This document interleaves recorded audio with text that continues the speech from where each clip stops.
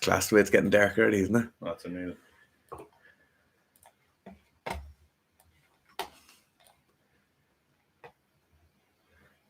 Leon, can you hear us now?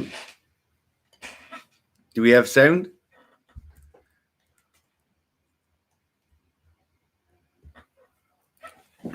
Perfect.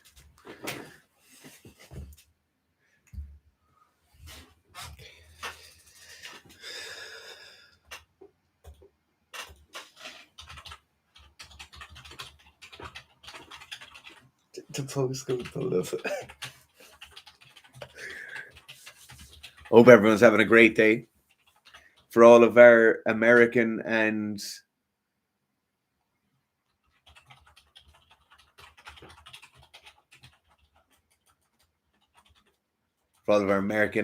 I think Canadian Thanksgiving is different. They don't do Thanksgiving, do they? They do. There's Canadian Thanksgiving, but it's a different day. So for all of our American or identifying as American listeners and watchers, I hope you had a lovely Thanksgiving and that you're all out murdering each other in the shops on Black Friday. Do you know someone a couple of years ago died, a Walmart employee? He got trampled by like 2,000 people. What? Yeah. Yep. Lads, come on. Man, no? Yeah. So, on average, well, it's the case in Ireland anyway, but the sales, it's never cheaper than any other point in the year. Okay. Most companies know when they're doing it that they'll... Yeah. On average. They know, like... Yeah. It does work out for us because it's the only sale we do. But for places like, I don't know, Harvey Norman, Smith's, yes, big shopping centers, you know, they do sales all year round, you know. Yeah. And like I was looking at someone like tracked like a random TV at different times throughout the year, and like 4 or 5 different times you could grab it for the same or cheaper. That's crazy. Yeah.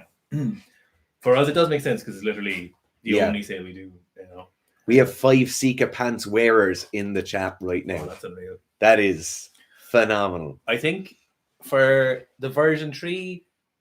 It's just going to be aesthetic changes, and there'll be very little practical changes. I think we're going to have a look at the waistband again and loosen that a small bit. But I think just visually, just going to change them a little bit, just change up how they look. I think we're pretty set on the material. Yeah, it's incredibly well wearing. You know, I really like that as a pair of pants. Yeah. You know, it's a year and a half into the sample ones we've got with the same composition. And they are wearing really well. So it'll just be mostly visual changes from here for next time being.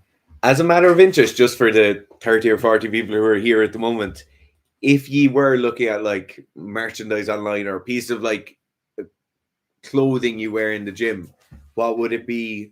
What's the kind of bigger gap that you see out there at the moment? Like I know training pants was a major one for us, and that's why we started to develop training pants. Is there anything out there at the moment for you that would be beneficial? Obviously, this is a bit of market research for us, but like it is interesting to hear your side of things. Obviously, I'm hoping someone says, "Oh, I wish I had a supplement that could help you with my sleep." Oh, that would be great. A Sika singlet definitely would be cool. Definitely. The singlet thing is definitely something we're going to do. I'm just going to say that. That's for sure something we'll do at some point. But it's... No, that's all I'll say. Yeah. They just... Yeah. We did a singlet for one of our sponsored athletes. Oh, it looked great. 2 years ago. And it looked great. Like I rarely had such envy. We'd get like a lot of merch made or like for like the lads going to competitions. We'll have t-shirts and we'll give them t-shirts or hoodies or whatever. Or like I don't even have a gi with Sika strength on it. Yeah, for no gi Euros, we had 2 different senior athletes at it. There's more athletes with rash guards and gis with Sika strength on it than we've none. Yeah, we have nothing with Sika strength on it for a gis or rash guards. Nothing. So when I was handing that stuff over, I was like, "Oh, this is so nice." It was like brand new tatami gear, and I was like, "Oh, I really don't want to give this away," you know. Mm-hmm. But that singlet that we had for Hayden was a brand new virus singlet with Sika strength embroidery on it. It was sick. The on Sika Sleep, we'll have we're on to flavor testing. Yeah, next soon. week, hopefully. Yeah, so we kept it in-house. It's an Irish company we're doing it with. I think it's just better all around. Like, there's a lot of biopharma and large-scale manufacturing in Ireland as it is. Practically, Practicality, legally, everything. Warehousing, quality, everything. obviously, is huge. Okay. A lot of people saying they love the pants. A lot of people saying they got programs today. So just so you do know, today is the only sale of the year for us. Our Black Friday is the only sale we do. So if you are thinking of buying programs, there's 20% off everything this weekend. Okay. So where are we? Leon says, "How are you two doing? How are you doing, Gareth?" Pretty good. That's it.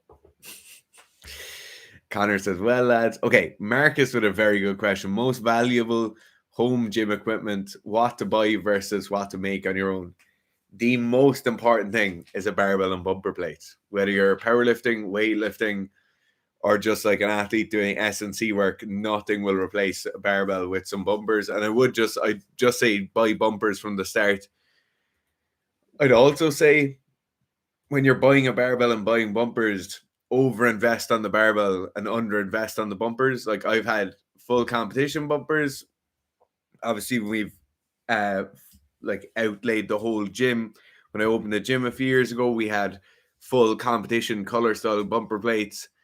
I've had the cheapest of cheap Chinese bumper plates, and to be honest, you should have the cheapest bumper plate you can buy and the most expensive barbell you could afford. I think that's a general piece of guidance I'd give to anyone. So squat rack, plates, and bumpers. And then resistance bands are probably the next most versatile in terms of assistance work, because anything you can do with a dumbbell or kettlebell, by and large, so like 90%, you can replicate to some fashion with the barbell in terms of accessory. You know, it's like split squats, weighted push-ups. You know, you can put plates on your back and stuff. So I'd probably go to like resistance bands next, in terms of like 2 or 3 resistance bands. Then after that, I'd be looking at probably, if the budget goes as far, I'd get like a moderately heavy kettlebell. And then if you the budget, I'd go for the heaviest kettlebell that you can afford. That's what I would buy. The heaviest kettlebell possible. That's what I would get, I think. Like an 80 kilo kettlebell, a 92 kilo kettlebell. There's definitely, I get such a fucking heavy kettlebell if I could get it. In the old rugby club gym, we used to have to, there weren't kettlebells and stuff, but they had weights that you'd have for keeping down like the sides of trailers, and weights you'd have for keeping down like rigging and stuff. So it was just like a block of iron with something like a handle on it, but it wasn't. But they used to have a 50 kilo one, and that was so handy. Like single arm cheetah rows, any of the like heels raised goblet squats, just a big 50 kilo lump of iron. Yeah, so useful. George Skinner says Columbia fan says, "What's up, Columbia? I hope you enjoyed the Worlds." Columbia probably like soccer today as well. Yeah, I feel like they do. George Skinner said he wished he did something to help him sleep. Convenient, George. Nice product placement there. Connor said he wants a t-shirt that covers his belly and I do pull-ups. So I'll just say this now, right? We'll never have oversized t-shirts to Sika Strength because Darren hates them. I hate them. Darren hates them. Owen loves them. We've already got against a lot of my morals with a lot of the decisions we've made. Owen hates them. It's the reason we won't ever have like longer shorts, because I hate them and Darren likes them. I love long shorts. So any product has to be something we both like, and I really like oversized t-shirts, and I'm going to say this now: Gymshark make really nice oversized t-shirts, but Mr. Dara over here, Mr. Dara, it's just how it goes. Okay, Al Orlando says, "I might be in the minority, but I work out in my garage during Minnesota winter. I need some warm weather gear with flexibility in the shoulders." That's an interesting niche. I'm going to say no single piece of gear will outweigh multiple layers in the cold. Yeah, it's layering.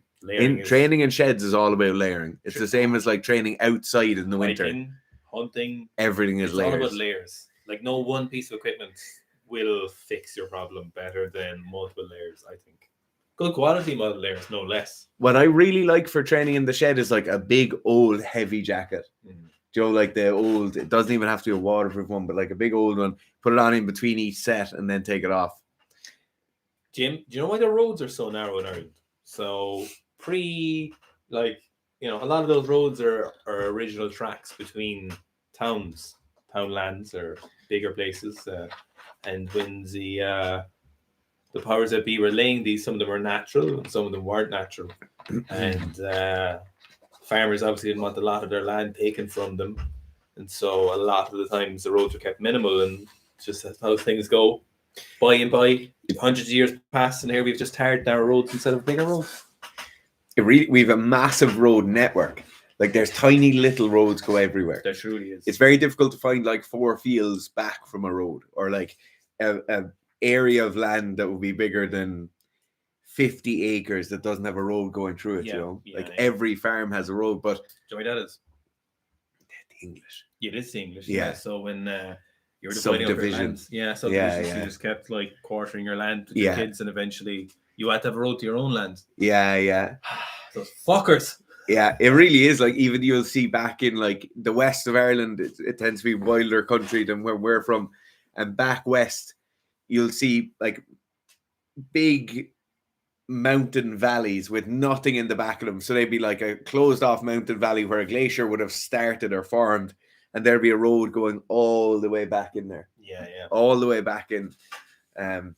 Makes for some great like walking holidays. George said he recently tried Zenamine and sleeping like a log. He used to really struggle with it. So I hope you're having the crazy dreams. You will definitely have some crazy dreams on Sika Sleep for the initial part. Okay, Jake says, could you do a long sleeve shirt made out of similar material to the pants, but not too hot, but keeps you warm? I don't think I'd like the look of that. Neither would I. I don't think I'd like. I get what you're saying. I understand the piece of clothing you're talking about. 100%. Yeah. Practicality, I'd be all over it, but the shininess. I just don't know if I could be okay with the look of it. Yeah. It'd be like when those NFL players are training, they all wear compression tops. Yes. I get why the lads You understand why they're doing it. I get why the lads are onto it. Yeah. But I don't know if I could sell it. Like, I couldn't let you take photos of me in that. Do you know? I'd say. Okay. Brad asks, any tips for somebody with long femurs with their foot angle with deadlifts? Love the vids. My number one thing, and it really goes for long-legged people more than short-legged people, is toes straight ahead. Everyone toes straight ahead. Yeah.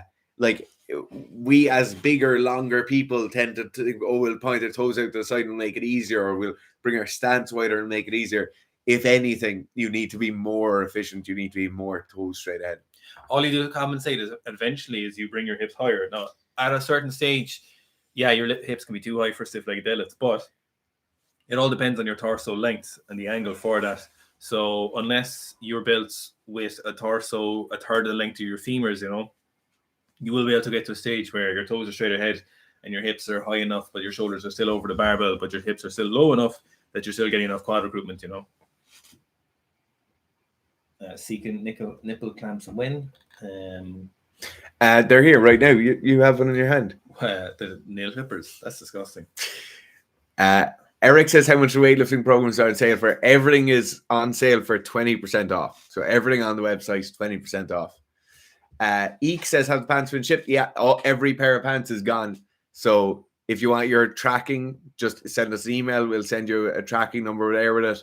Paul Paulson comments later on. Paul, you've just gotten your tracking number emailed over to you there.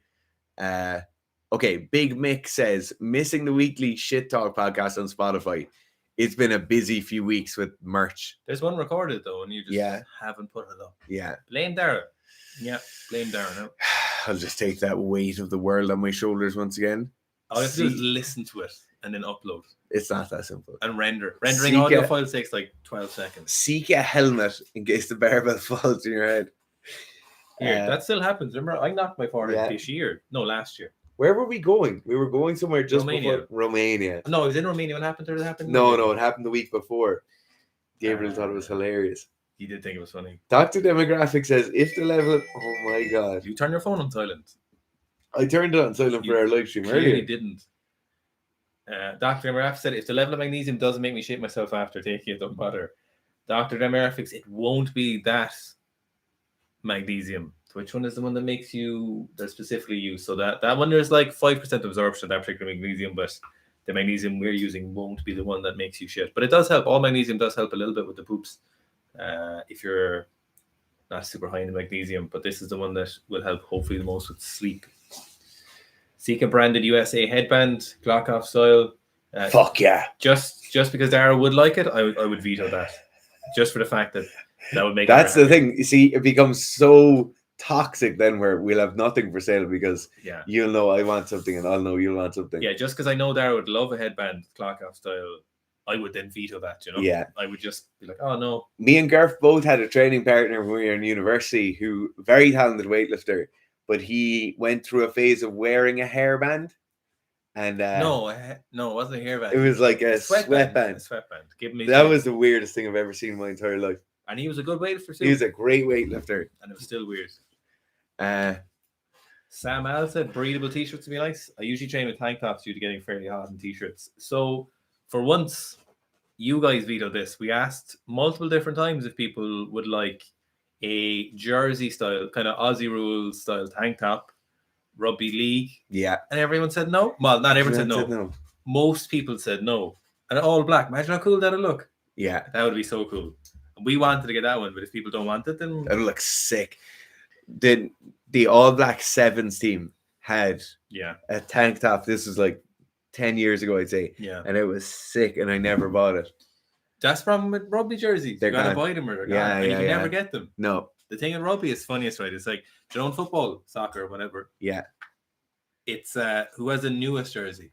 Yeah. In rugby, it's like who has the oldest one. It's like who's got the oldest Munster jersey. Yeah. Is yours made of like cloth with all the what do you call those balls when clothes get really, really old? Ballies.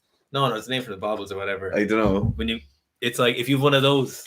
I have a long sleeve Munster jersey from a long sleeve Munster jersey. My God. From 1999. That's fully signed. No way. From 1999, yeah. Jesus Christ. Paul Paulson, you have your email address or you have your email tracking number. Just check your emails. Columbia fan says, do you guys care about soccer? I literally couldn't care less about soccer. I'm very interested in the drama in relation to FIFA and this corruption, though. No, I hate soccer. The problem is, I've just been scorned by soccer too much. Surrounded by soccer people for ages. I'd rather shit in my hands and clap than watch a soccer match. Nah, I never liked soccer, no, but I wouldn't go that far. Marcus says, perfect, thanks. Looking forward to more Sika DIY gym stuff. We'll have to get the old DIY videos going again. Okay. Mm-hmm. Enrico Oliveira says, regarding home gym equipment, I think rings are a great investment. Cost next to nothing, can do absolutely great investment. I had a pair of rings for a summer when I lived abroad. Very, very good. And then a camper van parked next to the tree where my rings were one night. Woke up the next morning, rings were gone. Some weird sex capade. It's like some weird French sex swinger. Where we go. Eric says oversized t-shirts and short shorts are the way to go. You know that's the most Owen Murphy girfling thing I've ever heard in my entire life. You might see short shorts at some point. A little 5-inch inseam. You might like. Rambo wants to know when the OnlyFans is coming. You already have your OnlyFits, don't you? Yeah. Right. Something has to pay the wages, Garth. Ian Young says, I'm in Minnesota. I had to give up the garage because it's not insulated. Yeah. If you're in like some of those American states get cold. Oh yeah. Especially in like the mid-north ones. Midwest, yeah. Fermentable barbells that stanzolol. We really wanted to call it something stanazolol related. We really did. We both really did. But unfortunately, sleepazole. Yeah, it was going to be something similar. But unfortunately, as a product for the broader market, you can't call it that.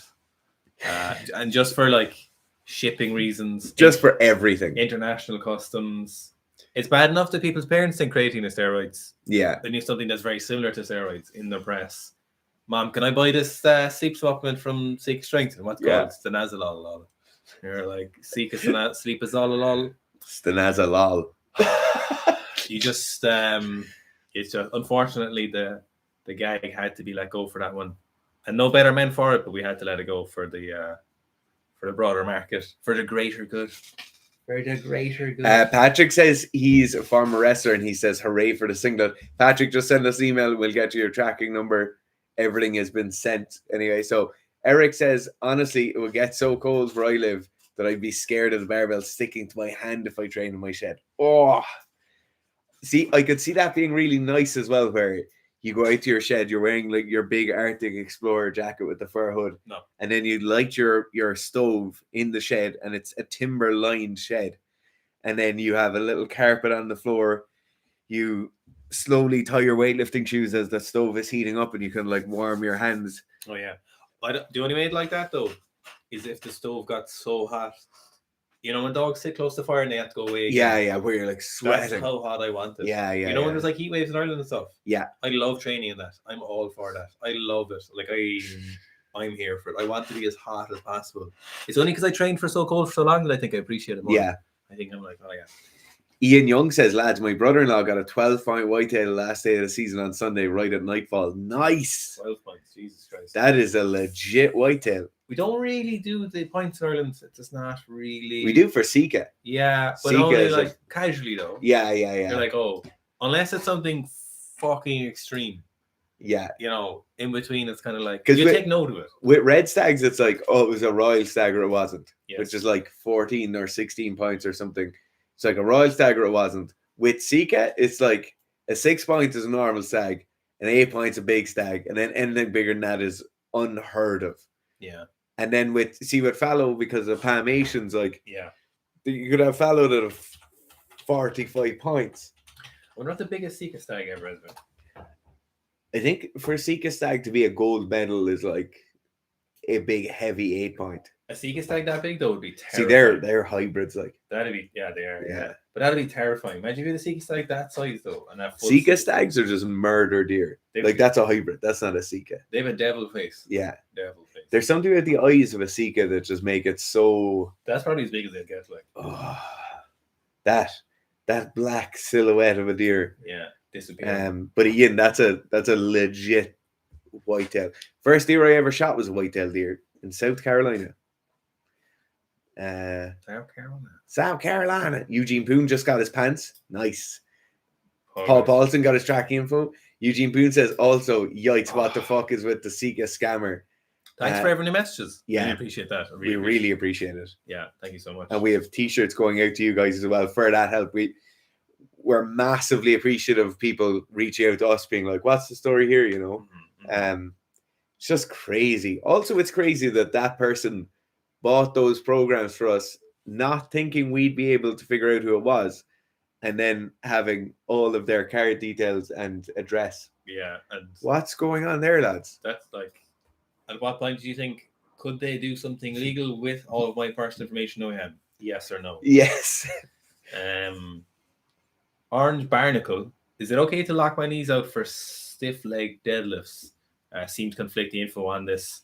So you don't really want that kind of terminal knee extension at the top. You don't want to be forcing it too much. But in general, with stiff-legged deadlifts, you'll have some amount of flexion in your knee. We're talking very minor amount of flexion. And you just go to that normal level of extension that you get at the top of a normal deadlift. And then you have a very small amount of stiff-legged deadlifts, or a very small amount of flexion in your knee when you're doing them. So you won't be able to see my knees here, but you start relatively high hips. I have some flexion in my legs. I'm probably at like 175 degrees here. I do the rep, and then I'm just normally locked out. So I'm at that passive knee extension. Then I go back down into it, a little bit of a bend. You don't need to be fully straight. I'm not a huge fan of like that, forcing that full extension for the knee. I don't know with that like forced, like that terminal knee extension where you're locking it out as hard as possible. Underweight be great for the ligaments in your knee. I don't think it'd be a majorly issue, but we've all had that issue. When you're doing like clean pulls or something where you're like, you extend your leg, you're like, oh, that kind of hurt my knee. Yeah. So I'm not a major fan of that. And I don't think you're losing anything by it. Is my opinion. Fremantle Barbell says, thoughts on Gabriel branching out doing his own news show, reviews, etc. He's supportive. Are you competing? No, we're definitely supportive. Of course, Gabriel's a great friend of ours. Yeah, Gabriel's coming to my wedding, like, so there's no. Yeah. I would support anything Gabriel does. If Gabriel was 100%. like, Gabriel wants to review makeup, I would be like super supportive. Yeah. No, Gabriel's a great guy. Okay. Usually saying that's your mate. That is true, actually. When people are trying to sell your stuff, it's interesting. When you're tracking. Oh, sorry, I skipped on. Yeah. Man, what happens? Yeah. Matul or Riza says, I hope that's Riza. Do you know who Riza is? Darwin know who Riza is. Where is it? RZA. Do you know what that is? No idea. Republic of South Africa. No, it's the fucking lead singer of the Wu-Tang Clan. Riza. Do I need to code that check out? Yeah, so it's BF20. BF20. Capital B, capital F20. For best friend 20. Sure. C. Goodman said, thoughts on training difference or outcome between doing sets of, say, 85 4x2 versus 82% by 2 by 86. So that's kind of like an interesting question. What you'd really be looking at there is like the accumulated fatigue of across multiple sessions. So 85% 4x2 versus 82 to 88% will have similar training effect, I would bet, per session. But the main thing there is after 6 sessions or 6 weeks or 8 weeks of slowly doing a little bit more than you would have, would this extra intensity have a negative effect in relation to your like recoverability? And I would say probably, assuming that the straight sets and reps were also feasible and were within the realms of what you needed to progress. Realistically, though, probably minor differences. But that would be the only thing I would see. What do you think? I see, that is the thing. It's the long-term game is the kind of game you have to play here. Everything's way more trackable. Everything's way more relatable. You can benchmark against previous sessions so much better and so much easier. You can even benchmark against previous sets far better than, say, if you were to do 5x5 at a weight or whatever the example was here, versus a kind of spread out.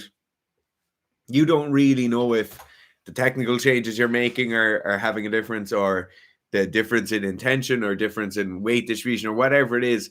Whatever changes you're making as you're going from set to set are where you make most of your changes in weightlifting. You know, like if Gerf has 6 sets of snatches to do, he probably won't have the exact same snatch on set 6 he will on set 1, because he's constantly trying to increase the efficacy of things.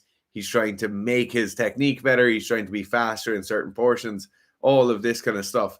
So when you're looking at whether it's better because you'll get slightly more practice at heavier weights versus slightly less practice if you were to just work at a single working weight, I think the single working weight is better because you just get better, more effective practice done. That's far more kind of relatable to previous sessions. I've lost where we are in the chat altogether. Okay, Ian Young says, RTA question. So Road to Anywhere squat program. My normal day 1 is on Wednesday. I'm doing it today. He has a holiday shift. Should I shift day 2, which is normally Saturday, to Monday and then continue normally? Yes. Yeah, definitely shift it. The days of the week thing really doesn't matter. What matters is rest times in between sessions. So days of the week don't matter at all. Like a lot of time, if I give someone 4 days of training and they only get 3 days done, they'll immediately think that, oh, I'll go back and we'll start next week's program on Monday, because we always start programming on Monday. Whereas that's not what you do. Like you start next week's programming with day 4, and then it kind of rolls on and accumulates from there. Who's your answer there? Ian Young. It's Cyrus Carrillo. So just started the beginner weights program. I've had 5 months of coaching, and the most I've snatched is 45 and 35 just for a few reps and sets. Should I use this as your max? Yeah, definitely. Just use the most weight you've lifted at all in training. You know, even if you've done multiple sets and reps, still just use that as the max in programming. Because if it was the squat, for example, you know, if you've done 75 for 6 sets of 6 or something, you know, you could safely say, okay, 80 is probably a good max, or maybe 85 even super conservatively. But for weightlifting, it doesn't really work like that. It doesn't work out that way in programming. So definitely use your just the most you've lifted for any kind of repetition, the most weight you've got as your one around. Up next, then, Banana Bread asks, regarding physique and performance, is traditional six-pack physique ideal for all athletes, or is it theoretically possible that people like Andy Ruiz, Tyson Fury, Mark Hunt perform their best as fat men? So what most studies would say in terms of athletic performance across multiple domains will say somewhere around 12 to 14% of body fat is ideal for athletics, for power to weight ratio, speed, strength, durability to training is a big one, because obviously once people get very, very low in their body fat, they'll tend to drop out of training for a host of reasons. So 12 to 14% body fat. Now, will most of us have peeled abs at 12 to 14%? Some of us definitely will. Some people will have very, very clear abs. Some people won't at all. So the six-pack abs thing probably isn't the best thing to think about, but there are distinct advantages to you being in that kind of butter zone in terms of hormonal activity, in terms of general actual weight you're holding on your frame. I don't think it's ideal for like someone like Tyson Fury to have a belly. It's not ideal. Now, psychologically, for someone like Tyson Fury, maybe it's not ideal if they're in a dietary restrictive period of training and they're trying to do a fight camp. Maybe they're not able to do that because of psychological reasons. But physiologically, there should be no reason why Tyson Fury wouldn't perform better at a more lean body fat percentage. Now, anything below kind of 12 to 10%, there would certainly be distinct physiological disadvantages to being that lean. But I think in the cases you mentioned, like Andy Ruiz, Tyson Fury, Mark Hunt, there's no reason that fat makes them better. It's just in their particular case, that fat is maybe through some psychological things going on or something along those lines, or they just feel like it'll make them better. Yeah, the answer is no. Sorry, I've lost where I'm going. Robert Craig says, does anyone else get bad cramps when they're using creatine? So I assume you're talking about like creatine monohydrate, the most basic form. I'd probably get a different brand of creatine if give me cramps. I've never heard of that. And well, I've heard of people getting dehydrated from taking it, but that's in like the case where people drink no water at all. So Robert, maybe it is a thing of that you're dehydrated and you're not, like, creatine will allow you to hold more intracellular water in certain cases. So maybe you do need to hydrate a small bit better, but as Gareth said, try a different brand. Banana Bread said, thanks, favorite smart lads. What I really like about Banana Bread is the consistency of his brand. Always there with the banana and the bread. Yeah, like I really like the consistency. Remember when we didn't know if it was Banana Bread and the emojis were in his name, but clearly they're not in his name. Yeah, but he's just there every time with it. That's how consistent he was, yeah. And he is, that's really... Eugene Poon says, when was the tank survey done? Well, Gareth has just made a tank survey. I'd like to see I'd like to see 80-20. 80-20. Yeah, 80-20. That's good. That's fair enough, yeah. And if you're watching this post-hoc and not live, and it's just on the video, comment below if you want to buy a tank. Patrick McDonald says, or McDonough, sorry, have you heard of a postural problem called left AIC stroke right pattern? And if you have you trained somebody with it? I haven't heard of that. Jesus, no, I've never heard of that. Called left AIC right pattern. That sounds very close to something a kind of fringe therapist might say to you. Yes. I'd be worried, Pat, if there wasn't someone. I'd be skeptical, Pat. Yeah. But no, it could be. It certainly could be. And it could be correct even if the fringe person did say it to you. But that does sound... But this could be... Look, if this is a complete clinical thing, if it's similar to scoliosis or whatever, then by all means. No, but we haven't heard of it, so I couldn't give any kind of perspective on that, to be honest. Sorry to be cutting across and skipping in line. One of my athletes is training, Evan Lee. You regular watchers of the live stream will recognize that name.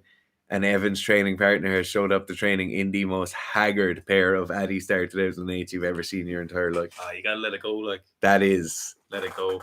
That is hilarious. It won't focus now, but they're held together. It's not even like duct tape is holding them together. That's actual masking tape. You're the only person who says duct tape. No It's- one says duct tape. Like everyone says duct tape. You're the only person. You know, and duct tape it's right. is actually. I know it's right. No, it's actually incorrect in some cases because there's a brand of duct tape. Well, you say you're the only person in the world to say that. But this guy is actually that's blue masking tape. Like that's not a strong thing. That's lads. I'm hearing great things about the tier lifters. A couple of my lifters had them now, and a few other people have seen places saying they're good shoes. Still haven't got some, but I'm interested. There's just so many new shoes recently. You can't keep up with them.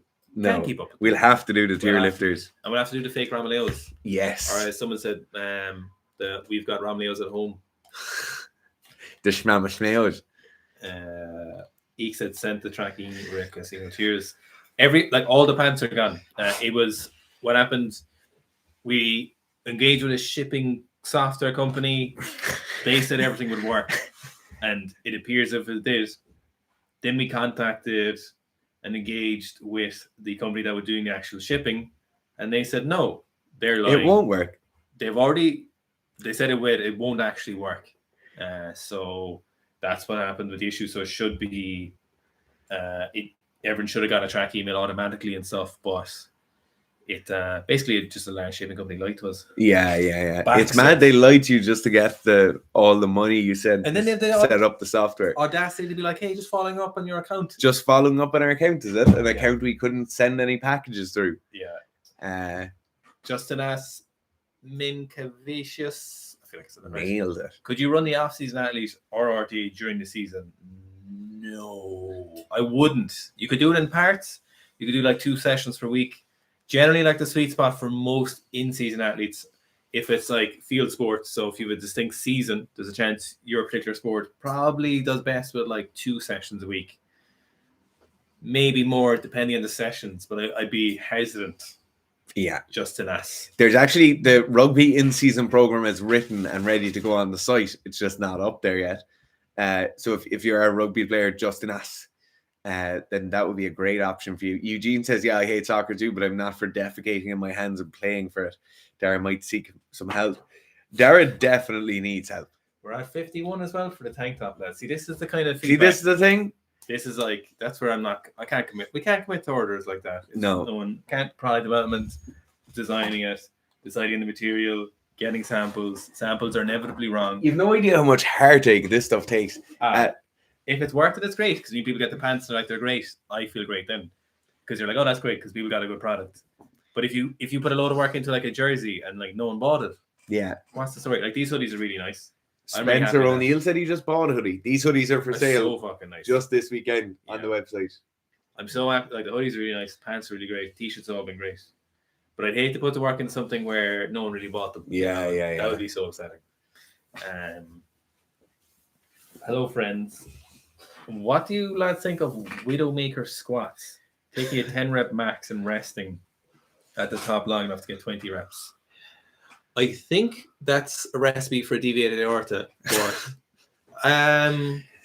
so winners are made. I think that's just how you get headaches, to be honest with you. Yeah. I don't know. I think like you're kind of cheating yourself there a bit. See, firstly, it can't be a 10 rep max because the 10 rep max is absolute maximum.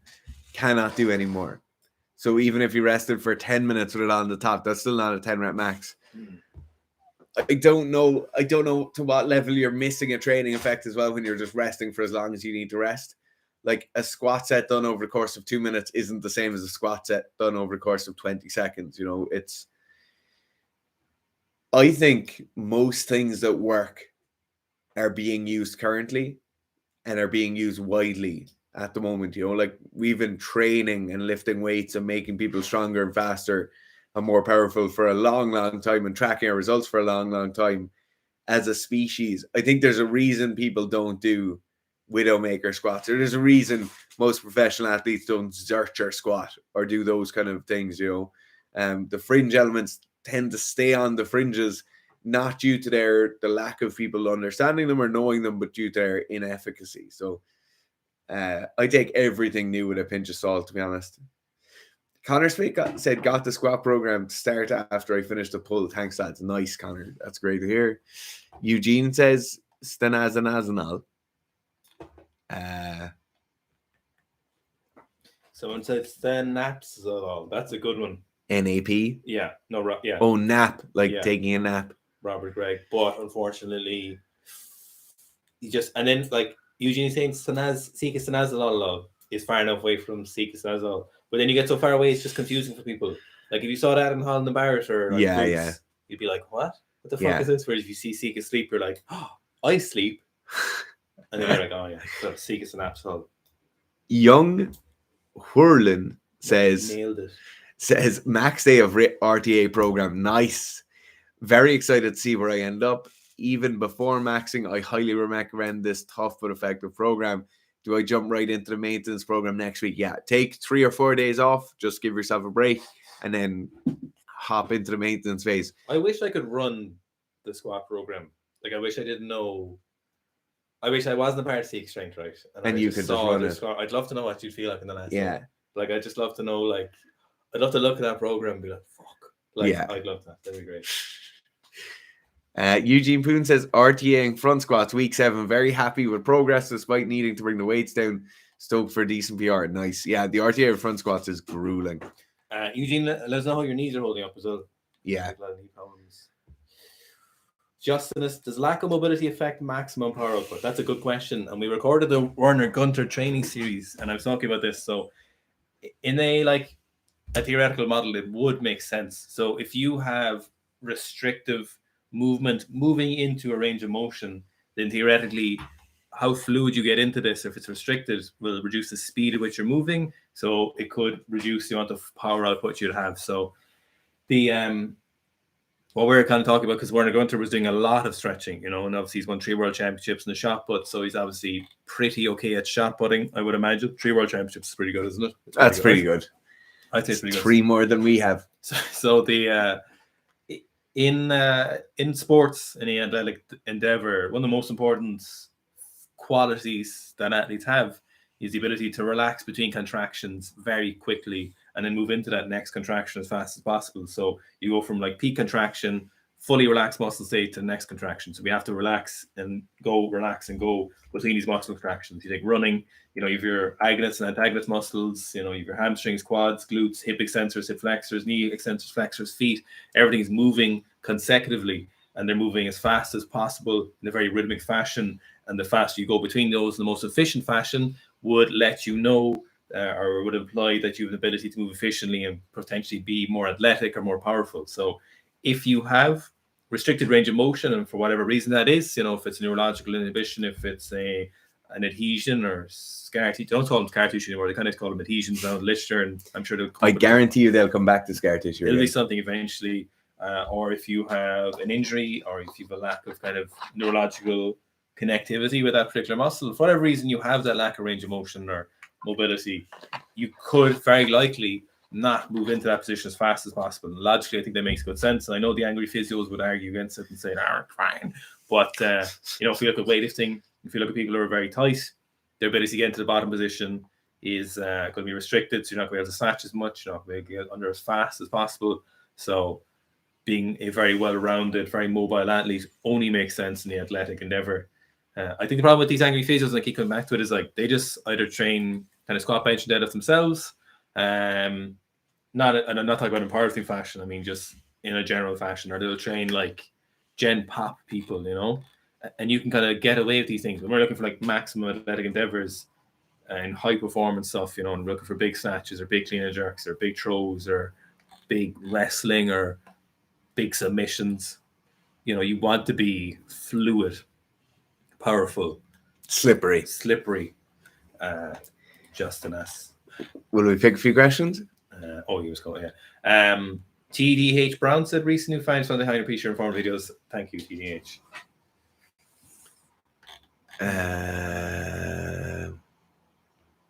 Okay. I found a good one about stanazolol earlier. Okay, one baby says, on the topic of our favorite vitamin, how is it stanazolol as well as the one that's been linked with Sika? That's my fault. It is your fault. Bodybuilders seem to claim stanazolol is tearing and joint pain city, or tear and joint pain city. However, it's interesting to see that this often isn't the case with athletes using the drug. That really comes down to dosing, and it's dosing across all PEDs. bodybuilders' daily dose is like an athlete's weekly or bi-monthly dose in most cases for most athletes. It's just and that's the problem with PEDs, the problem with information on PEDs online. It's the problem with people like the big YouTube channels who talk a lot about PEDs are all bodybuilders. And they talk about PEDs and the way PEDs act and the way PEDs act for athletes. And they have no idea about athletes. Those people talk about bodybuilding or talk about drugs and bodybuilding like a heroin addiction, you know? Yeah, like they're drug addicts who also do bodybuilding. Kieran is saying 200 kilos is standard for Sika squat. What would be the bench press, overhead press? So bench is 140. Yeah. And press is like at least body weight. At least. Yeah, you really should press body weight. Darrow wouldn't get into Sika stand because... And Gurf wouldn't get in because he can't bench 140. So it's just me and Gurf waiting at the border telling no one they're allowed in. Well, I'd have more chance of benching 140 and you're 115 kilos like 125 this morning. I'm sick though. Oscar, so during off season for Taekwondo, when I'm upgrading my lower body strength around the RTA, should I leave lower body mobility on the work, the back runner, or push that one? No, just in regards to the previous answer, as I was answering for Justinus, definitely keep your mobility, especially for Taekwondo. You don't want to lose any of that flexibility, pliability for those kicks. Yeah. Okay, Jimmy Tyson said most PEDs are hormonal. How much are acute drug use, things like ephedrine, amphetamines, cannabis, etc.? A lot. Yeah. Ergogenic aids in general. Oh, ephedrine, yeah. Whew, massive amount. But like cognitive enhancers, stimulants, like uppers, downers, everything you could ever imagine. Beta blockers to control people's physiological stress response. Everything, lads. Everything. Yeah. Is used all of the time in all sports. You wouldn't believe what people take sometimes and how much they take of it. You couldn't shake a stick at it. Yeah. And you wouldn't believe how rational they'd be. Like, that's not that big a deal. And how reliant people are in it. Yeah. You'll be surprised how much it fucks people up as well, lads. Yeah. You'd be so surprised. Okay, we better go. Thanks, guys. Thank you so much. These hoodies available to the end of the weekend. 20% off everything on the site. Thank you so much again to everybody who helped us out earlier today with our scammer incident. And your t-shirts are going out to you guys very, very soon. But thanks again for that. We really do appreciate it. The Sika Stan community is strong and volatile. And aggressively supportive. So thanks.